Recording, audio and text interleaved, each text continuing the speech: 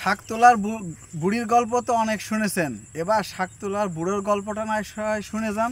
সবুজ শাক এই যে প্রকৃতির মাঝে হয়েছে, আমরা এখান থেকে সংগ্রহ করছি সবুজ শাক। এটা কোনো লাগানো না, এটাকে বলা হয় আপনার প্রকৃতিতে পাওয়া ফুল শাক নামে পরিচিত। এই শাকে একটা ফুল হয়, হ্যাঁ, এটা কোনো লাগানো না। এটা আমাদের যশোরের ভাষায় বলা হয় ফুল শাক। আর এটা এমনিতেই সিজনালি হয়, বৃষ্টি পেয়েছে, বৃষ্টি পাওয়ার পরে এই দেখেন এমনিতেই হয়েছে। আপনারা আসুন, এদিকে আসুন, দেখুন, হ্যাঁ, এই যে ঘাসের ক্ষেত্রে দেখেন পর্যাপ্ত পরিমাণ এই এই ফুল শাকটা হয়েছে। এবং এই শাকটা যদি মনে করেন আপনারা অনেক বেশি বড় হয়ে গেছে, সেটা তাহলে ভুল করছেন। দেখেন কীটনাশক এবং রাসায়নিক মুক্ত সার, দেখুন এতটাই নরম, মানে আপনি হাতের একটু চাপেই কিন্তু এই শাকটা ভেঙে যাবে। আর এই ফুল শাকটা খেতে এত বেশি সুস্বাদু, আর আপনার সুস্থতার জন্য, আপনারও আপনার পরিবারের সুস্থতার জন্য প্রতিদিনের খাদ্য তালিকায় অন্তত একটা পদ এই শাক থাকা উচিত। এই দেখুন, দেখুন আমি পর্যাপ্ত পরিমাণ শাক পেয়েছি এই জঙ্গলের মাঝে।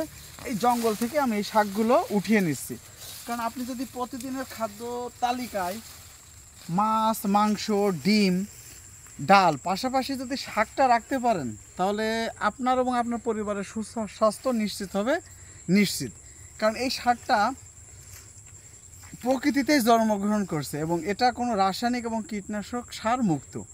তাই আপনারও আপনার পরিবারের সুস্থতার জন্য এই প্রকৃতিতে পাওয়া শাক খাদ্য তালিকায় রাখতে পারবেন। এর আগে তো অনেক শাক তোলা বুড়ির গল্প শুনেছেন, তাই না? এখন না হয় বুড়োর কথা শুনে প্রতিদিনের খাদ্য তালিকায় শাক রাখুন। আর সেই শাকটা যদি হয় প্রকৃতিতে পাওয়া, তাহলে তো কোনো কথাই নাই।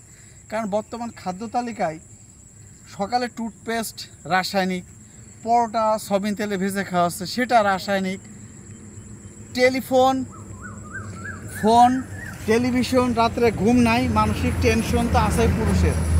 আর এই এত কিছুর ভিতরে আপনাকে সুস্থ থাকার জন্য আপনি যেটা খাবেন সেটাই আপনি দেখুন পর্যাপ্ত পরিমাণ শাক উঠাচ্ছি। কারণ এই শাকটা শুধু আমিই যে খাবো তা না, আমার প্রতিবেশীদেরকে দিয়ে খাবো। আমার অনেক ভালো লাগছে, শুধু মনে যাচ্ছে এই শাকগুলো আমি উঠাই। হ্যাঁ, আসলে এই দেখুন, তিতে লাগবে না? না আপু, এটা তিতা লাগবে না।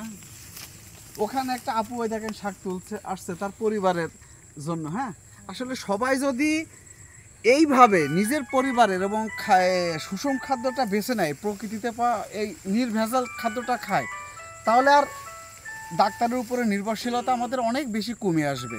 কারণ সবসময় প্রক্রিয়াকরণ খাদ্যকে না বলুন, প্রকৃতিতে যেটা পাচ্ছেন আপনি সেটাই খাদ্য হিসেবে গ্রহণ করুন। আর নিজে সুস্থ থাকুন, পরিবারকে সুস্থ রাখুন।